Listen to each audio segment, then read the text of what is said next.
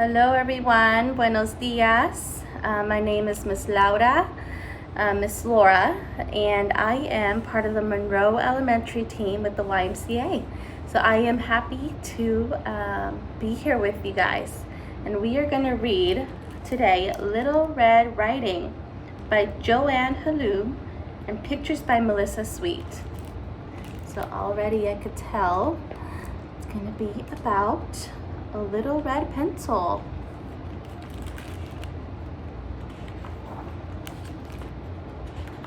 Little Red Riding. Once upon a time, in pencil school, a teacher named Miss Two told her class, "Today we're going to write a story." "I want to write a happy story," said the birthday pencil. "I'm going to write a nonfiction story about the great state of Pennsylvania," said the state pencil. "I'll write about sports," said the basketball pencil. "I want to write a story about bravery, because red is the color of courage. But what would a brave pencil do?" wondered Little Red. "Go on a journey through the school, meet unusual characters, fight evil, or save the day?" Miss Two gave Little Red a basket of 15 red words to use in case she ran into trouble. "Remember, it's okay to wander a little bit, but stick to your basic story path so you don't get lost." "Okie dokie," said Little Red.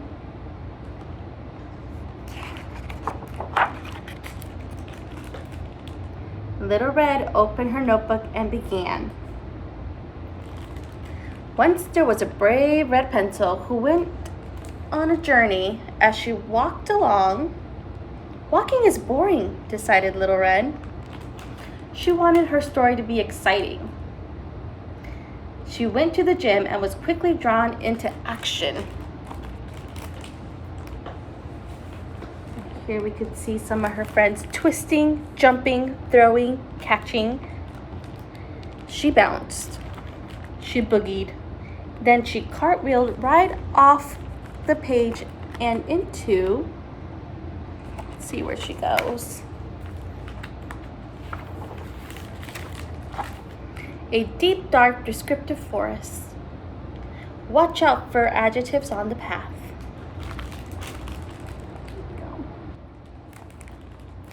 Description adds pizzazz to any story, but Little Red was bogged down, hindered, lost. She reached into her word basket for help. "I need to cut through all the description and stick to the story path," said Little Red.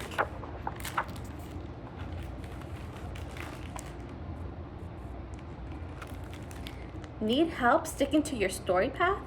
Well, you have come to the right place, pencil, because I'm full of words that have stick-it-to-it heaviness. They'll stick up for you and stick by you, but they aren't stuck up like that tape guy down there. Mr. Tape down here," said a voice from the supply closet. Little Red squeezed the bottle. Too many glue words came out, so that is how she found herself writing a sentence that would not end but just kept going and going and running on, although it had no purpose. Yet it would not get out of her story or say anything important, so she was glad when a helpful word arrived. Suddenly, and it brought some friends. Suddenly, abruptly, surprisingly, she heard a strange sound, which she decided required all capitals and rather large punctuation.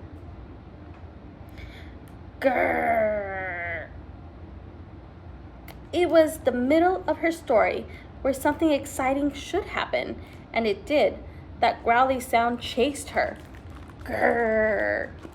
Abandoning all rules of punctuation and sentence structure in her panic to escape, Little Red began running On and on and on, she grabbed random nouns from her word basket, tossing them out to fill up the chasm of a blank space of nothingness, which was all that stood between her and the grrr.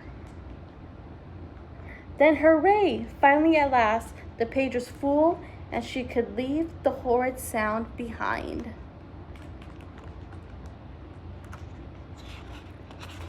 She left it behind and went to the next page.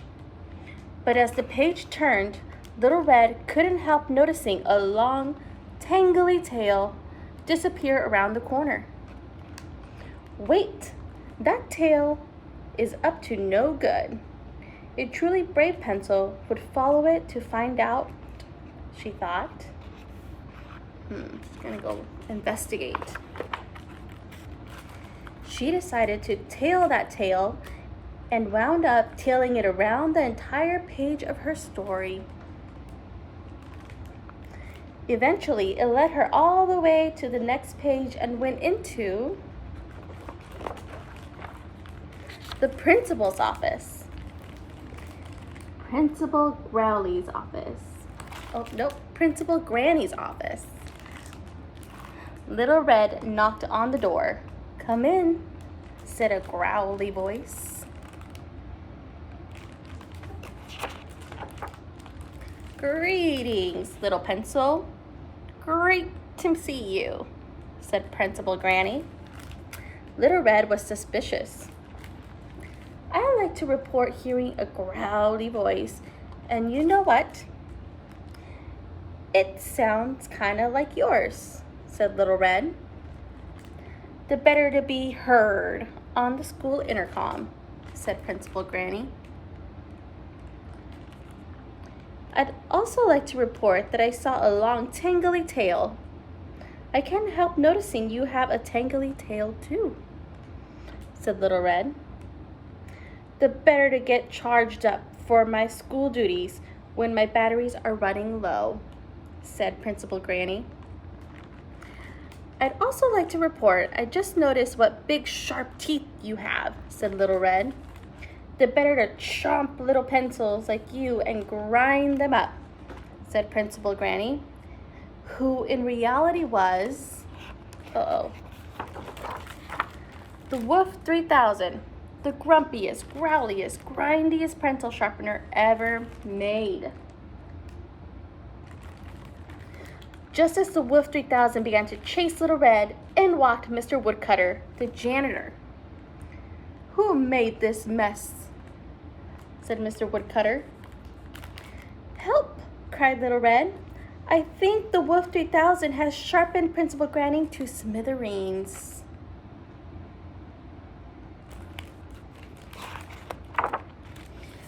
Mr. Woodcutter fainted. It was up to Little Red to stop the Wolf 3000's rampage. She reached into her word basket. There was only one red noun left. Would it do the trick? She took aim and threw it. She threw the word. The word is dynamite.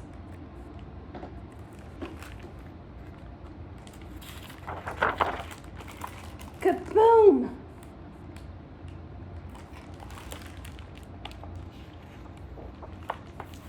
Phew! That was a close shave. Good thing that brave little pencil came along to save the day, said Mr. Woodcutter.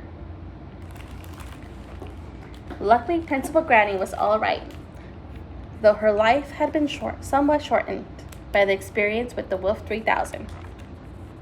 "I wasn't really brave. I was scared," said Little Red. "Even heroes get scared, but they do brave deeds anyways. You are a hero in my book," replied Principal Granny.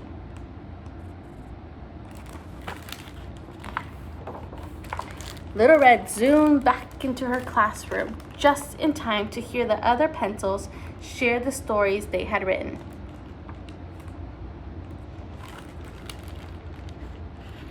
Then it was her turn. "Great job, Little Red. Right on. Miss 2. The end. Well, thank you for listening and reading this fun book with me today. Goodbye, everyone.